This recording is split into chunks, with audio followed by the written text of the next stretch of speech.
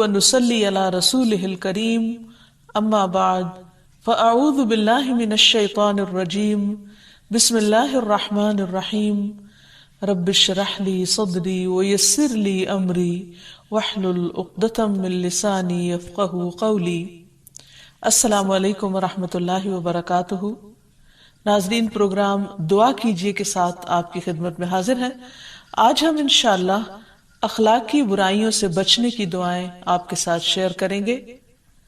اللہ سبحانہ وتعالی قرآن مجید میں فرماتے ہیں وَقَالَ رَبُّكُمُ ادْعُونِي أَسْتَجِبْ لَكُمْ، اور تمہارے رب نے کہا کہ تم مجھ سے دعا مانگو، میں تمہاری دعا قبول کروں گا۔ تو ہم سب کو اللہ سبحانہ وتعالی سے دین اور دنیا کی تمام تر بھلائیاں مانگنے کے لیے خوب دعائیں کرنی چاہیے، اور دعا کرنے سے پہلے اللہ سبحانہ وتعالی کی حمد و ثنا، سبحان اللہ والحمد للہ ولا الہ الا اللہ واللہ اکبر ولا حول ولا قوة الا باللہ، اور پھر درود شریف اللہم صلی علی محمد وعلی آل محمد کما صلیت علی ابراہیم وعلی آل ابراہیم انک حمید مجید، اللہم بارک علی محمد وعلی آل محمد کما بارکت علی ابراہیم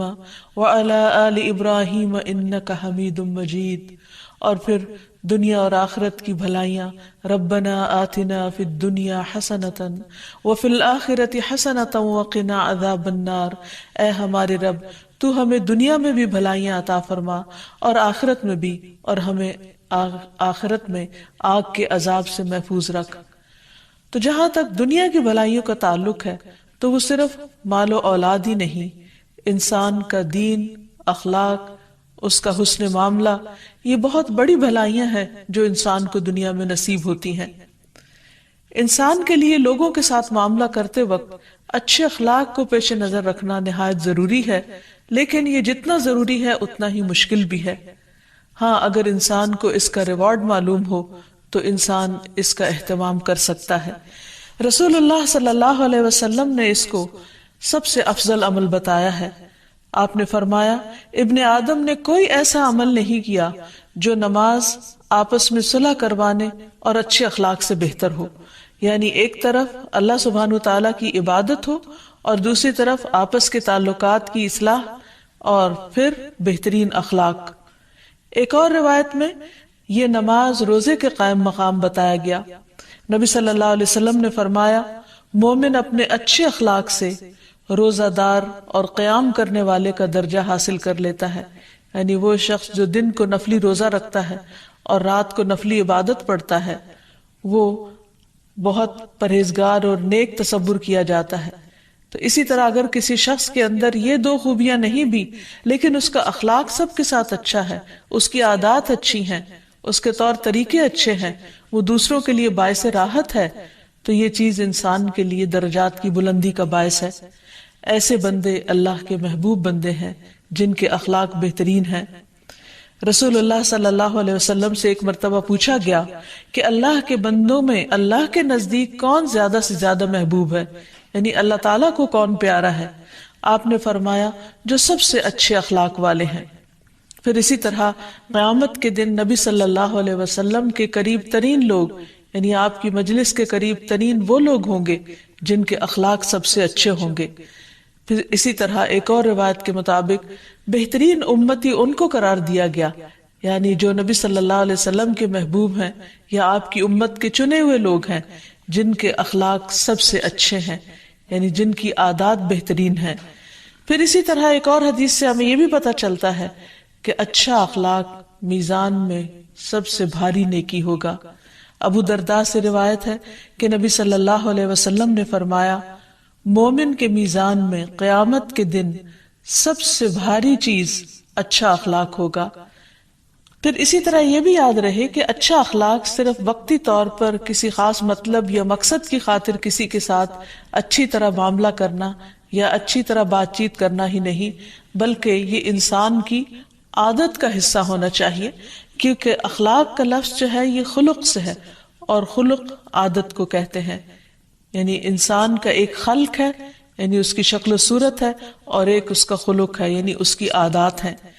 تو بہترین انسان، خوبصورت انسان وہی ہو سکتا ہے کہ جس کا اخلاق اچھا ہو، خواہ بظاہر عام معیار کے مطابق شکل و صورت معمولی ہی کیوں نہ ہو، کیونکہ لوگوں کو کسی کے شکل و صورت سے وقتی طور پر دیکھنے سے کچھ فائدہ ہو سکتا ہے، لیکن انسان دوسرے کے رویے اور معاملے کو نہیں بھولتا، اس لیے اس کو بہتر سے بہتر بناتے رہنے کی کوشش کی جانی چاہیے۔ پھر اسی طرح یہ ہے کہ جہاں اچھے اخلاق کو بہت فائدے کی چیز بتایا گیا، وہاں دوسری طرف برے اخلاق کو بہت نقصان کی چیزیں بتایا گیا۔ یعنی ایسا نہیں کہ اگر ہم اچھے اخلاق کا کوئی اختیار نہیں کرتے تو کوئی فرق نہیں پڑتا، یعنی یہ نہیں کہ انسان کہے کہ میرا اخلاق اچھا نہیں تو کوئی بات نہیں۔ ہمارے دین میں جہاں ایک طرف ہمیں اچھے اخلاق کی تعلیم دی گئی، اچھے اخلاق کے بارے میں بتایا گیا اور اس کی فضیلت بیان کی گئی، وہاں دوسری طرف ہمیں برے اخلاق کے برے نتائج کے بارے میں بھی بتایا گیا۔ نبی صلی اللہ علیہ وسلم نے برے اخلاق سے بچنے کی بھی تلقین کی۔ نبی صلی اللہ علیہ وسلم کے جہاں محبوب ترین لوگ وہ ہیں جن کے اخلاق اچھے ہیں، تو وہاں آپ کے نزدیک سب سے ناپسندیدہ لوگ وہ ہیں کہ جن کے اخلاق برے ہیں۔ جابر رضی اللہ عنہ سے روایت ہے کہ رسول اللہ صلی اللہ علیہ وسلم نے فرمایا، قیامت کے دن میرے نزدیک تم میں سب سے زیادہ محبوب اور قریب بیٹھنے والے لوگ وہ ہیں جو بہترین اخلاق والے ہیں، اور سب سے زیادہ ناپسندیدہ اور دور رہنے والے لوگ وہ ہیں جو زیادہ باتیں کرنے والے، بلا سوچے سمجھے اور بلا احتیاط بولنے والے اور تکبر کرنے والے ہیں۔ اسی طرح ایک اور موقع پر آپ صلی اللہ علیہ وسلم نے بدترین انسان اس کو بتایا کہ جس کی برائیوں اور برے اخلاق کی وجہ سے اس کے شر سے بچنے کے لیے لوگ اس سے ملنا جلنا چھوڑ دیں، اس کے ساتھ تعلق رکھنا پسند نہ کریں، اس کو دیکھتے ہی گھبرا اٹھیں کہ یہ پھر کوئی نہ کوئی ایسی بات کرے گا جس سے تکلیف پہنچے گی۔ تو ایسے لوگ قابل مذمت ٹھہرے جن کے اخلاق قابل مذمت ہیں، یعنی ناپسندیدہ ہیں۔ اور یہ یاد رکھیے کہ اخلاق انسان کے پوری شخصیت کا عکاس ہوتا ہے، جس میں انسان کی گفتگو، انسان کا لین دین، انسان کا معاملہ، اس کی عادات، یہ تمام چیزیں اس میں شامل ہوتی ہیں۔ یاد رکھیے کہ اخلاق کا تعلق انسان کی پوری شخصیت کے ساتھ ہے۔ انسان کی گفتگو، انسان کے چہرے کے تاثرات، انسان کی چال ڈھال، انسان کے اٹھنے بیٹھنے کا طریقہ، یہ ساری چیزیں اخلاق سے تعلق رکھتی ہیں۔ اسی لیے ہم دیکھتے ہیں کہ بد اخلاقی میں نمبر 1 بد کلامی آتی ہے، کیونکہ انسان جب بات کرتا ہے تو اس کے اثرات دوسروں پر پڑتے ہیں، اور پھر جب انسان گالی گلوچ کرتا ہے یا دوسروں کے ساتھ طعن و تشنیع کرتا ہے یا ہارش طریقے سے بات کرتا ہے، یعنی سخت کلامی کرتا ہے، تو یہ تمام چیزیں بد اخلاقی کا حصہ بن جاتی ہیں۔ اللہ سبحانہ وتعالیٰ فحش کلامی سے نفرت فرماتے ہیں۔ نبی صلی اللہ علیہ وسلم نے فرمایا، مومن کے میزان میں قیامت کے دن سب سے بھاری چیز اچھا اخلاق ہوگا، اور بے شک اللہ تعالیٰ فحش گوئی اور بے حیائی کو پسند نہیں کرتا۔ نبی صلی اللہ علیہ وسلم نے اپنی امت کو اس سے بھی خبردار کیا تھا کہ تم میں پچھلی قوموں والی عادات نہ آ جائیں، اور وہ پچھلی قوموں کی، پچھلی امتوں کی جو بیماریاں تھیں، یعنی اخلاقی بیماریاں، ان میں خاص طور پر اترانا، تکبر کرنا، بوسٹنگ کرنا، زیادہ مال جمع کرنے کی حرص کرنا، یعنی دوسروں پر خرچ کرنے کی بجائے صرف اپنے لیے ہی سمیٹ سمیٹ کر رکھنا، فریب سے کام لینا، چیٹ کرنا، دھوکہ دینا، بغض کرنا، حسد کرنا، جیلس ہونا، یہاں تک کہ زیادتی ہونے لگے، یعنی دوسروں کے ساتھ معاملات میں حد سے بڑھ جانا، یعنی ان کے ساتھ ایسا معاملہ کرنا کہ جو عقل، اخلاق، تہذیب کے دائرے سے باہر ہو۔ تو ان چیزوں سے بچنا نہایت ضروری ہے۔ اب ان چیزوں سے بچنے کے لیے جہاں انسان کوشش کرتا ہے، وہاں اس کے ساتھ ساتھ اس کو دعا کی بھی ضرورت ہوتی ہے۔ اسی لیے نبی صلی اللہ علیہ وسلم نے بد اخلاقی کی تمام اقسام سے بچنے کی دعائیں ہمیں سکھائی ہیں، مثلاً بخل، کنجوسی، تنگ دلی، شح، اسی طرح بغض، پھر اسی طرح عداوت، دشمنی رکھنا، پھر دوسروں کے ساتھ روگردانی برتنا، لا تعلقی کا اظہار کرنا، لیے دیے رہنا، بدگمانی کرنا، جس کے بارے میں نبی صلی اللہ علیہ وسلم نے فرمایا کہ بدگمانی سے بچو کیونکہ بدگمانی سب سے جھوٹی بات ہے۔ پھر اسی طرح دوسروں کے عیب تلاش کرنا، ان کی بے عزتی کرنا،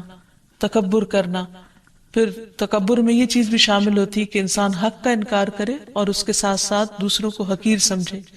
یعنی دوسرے کو کوئی اہمیت نہ دینا۔ پھر اسی طرح زیادہ حاصل کرنے کی حرص اور لالچ انسان کو ان تمام چیزوں پر بعض اوقات اکساتی ہے۔ تو نبی صلی اللہ علیہ وسلم نے ایک طرف ہمیں دعائیں سکھائی ہیں اور دوسری طرف ہمیں اخلاقی برائیوں سے بچنے کے طریقے بھی سکھائے ہیں، اور ان چیزوں کی نشاندہی بھی فرما دی ہے جو اللہ سبحانہ وتعالیٰ کو ناپسند ہے۔ تو جہاں تک اخلاقی برائیوں سے بچنے کا حل ہے، یعنی آپ نے جو سولوشن بتائے ہیں کہ ان خرابیوں سے اور ان چیزوں سے کیسے بچا جا سکے جو انسان کو بدنما بناتے ہیں، تو اس میں سب سے پہلی بات تو یہ کہ انسان اپنی حیثیت کو پہچانے کہ امت میں اس کی حیثیت کیا ہے۔ رسول اللہ صلی اللہ علیہ وسلم نے فرمایا، مومن بندوں کی مثال ان کی آپس کی محبت،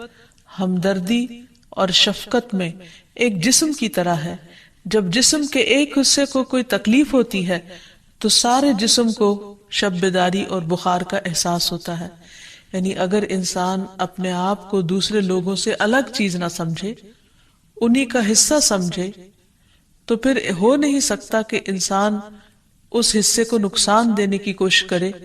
کیونکہ وہ بھی اسی کے جسم کا ہی ایک حصہ ہے۔ مثلا اگر انسان کے سر کو درد ہوتا ہے تو انسان یہ تو نہیں کر سکتا کہ اپنا سر کاٹ کر ایک طرف رکھ دے، کیونکہ باقی جسم کا سر سے کوئی تعلق نہیں۔ یا اسی طرح انسان کے پاؤں میں کوئی تکلیف ہو تو اسے باقی جسم سے الگ کر دے اور پاؤں کے ساتھ کوئی ظالمانہ معاملہ کرے۔ تو اسی طرح انسان کو جب اپنی حیثیت سمجھ میں آئے گی کہ وہ ایک بڑی امت کا حصہ ہے، ایک جز ہے، تو پھر وہ کل کو نقصان پہنچانے کی کوشش نہیں کرے گا جز ہوتے ہوئے۔ پھر اسی طرح آپس میں محبت کے ساتھ رہنے کے طریقے سوچنے چاہیے، کیونکہ آپس کی محبت ایمان کا حصہ ہے اور یہی ایمان انسان کو پھر جنت میں لے جانے والا ہے۔ رسول اللہ صلی اللہ علیہ وسلم نے وارننگ دی تھی کہ تم جنت میں داخل نہیں ہوگے جب تک کہ ایمان نہیں لاؤ گے، اور ایمان نہیں لاؤ گے جب تک کہ آپس میں محبت نہیں کرو گے۔ تو گویا آپس کی محبت ایمان ہے اور ایمان جنت میں داخلے کا ذریعہ ہے۔ اور پھر اس شخص کے اندر کوئی خیر نہیں بتائی گئی کہ جس کے اندر نہ محبت کرنے کا جذبہ ہو اور نہ ہی وہ کسی سے محبت کرے اور نہ لوگ اس سے محبت کریں۔ پھر اسی طرح قیامت کے دن ایسے لوگ جو ایک دوسرے سے محبت کرنے والے ہوں گے، اللہ سبحانہ وتعالیٰ ان کو خود پکاریں گے اور انہیں بہترین جزا عطا فرمائیں گے۔ اللہ تعالیٰ ان کی عزت فرمائیں گے اور فرمائیں گے کہ این المتحابون فیہ، کہاں ہیں وہ لوگ جو میری خاطر آپس میں محبت کرتے ہیں؟ میرے جلال کی قسم، آج کے دن میں ان کو اپنے سائے میں رکھوں گا جس دن میرے سائے کے علاوہ کوئی اور سایہ نہ ہوگا۔ تو اتنا بڑا مقام، اتنی بڑی عزت اور اتنا بڑا اعزاز اسی شخص کو مل سکتا ہے جو دنیا میں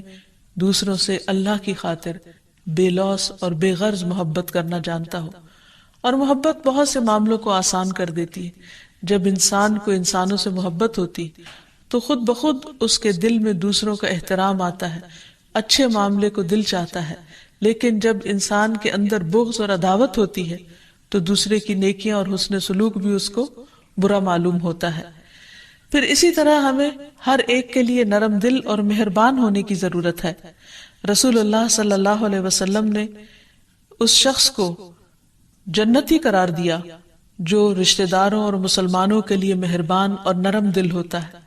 جو دوسروں کی ضروریات پوری کرتا ہے۔ آپ صلی اللہ علیہ وسلم نے فرمایا، مومن کو خوش کرنا، اس کا قرض ادا کر دینا، اس کی ضرورت پوری کرنا، اس سے کسی مصیبت کو دور کر دینا افضل اعمال میں سے ہے۔ پھر اسی طرح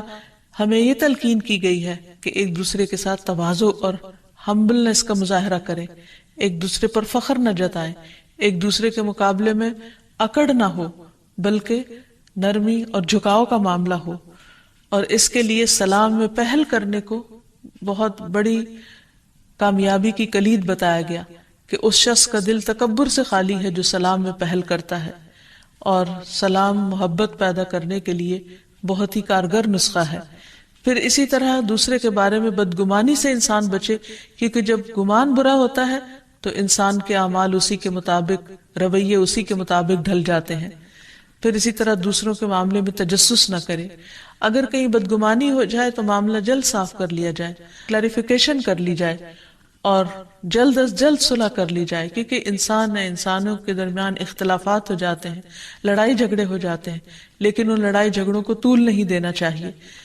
دوسری چیز یہ ہے کہ انسان دعاؤں کے ذریعے اپنے اخلاق میں تبدیلی لائے، یعنی عملی حل کے علاوہ جب دعا ساتھ کرے گا تو انشاءاللہ اس کے رویے میں بہت بہتری آئے گی۔ اس سلسلے میں قرآن مجید میں جو دعا سکھائی گئی ہے وہ ہے ربنا اغفر لنا ولإخواننا